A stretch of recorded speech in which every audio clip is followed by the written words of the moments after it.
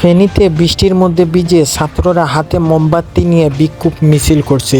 তারা জানায় কোটা সংস্থা আন্দোলনকে ঘিরে এই আয়োজন করেছে। এক পর্যায়ে সেখানে যানজট লেগে যায় এবং ঘটনাস্থলে পুলিশ হাজির হয়। পুলিশের এক কর্মকর্তা বলেন, তাদেরকে আমরা তাড়ানোর চেষ্টা করছি। তারা বলেন যে তারা সেখানে কোটা সংস্থা আন্দোলনকে ঘিরে এবং সেই আন্দোলনকে উত্তপ্ত কেন্দ্র করেই তারা সেখানে আয়োজন করেছেন। প্রতিটা ছাত্রের হাতে লাল মোমবাতি এবং তারা সেখানে স্লোগান দিচ্ছেন এবং কোটা সংস্থা আন্দোলনের এই বিষয়টাকে তারা কেন্দ্র করে আবারও মাঠে নামার সিদ্ধান্ত নিয়েছেন।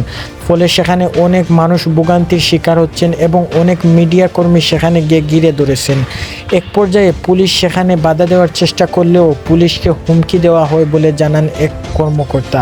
তিনি বলেন, আমরা সেখান থেকে চলে আসি এবং চলে আসার পর আমরা দূর থেকে সেখানে উত্তপ্ত করতে থাকি।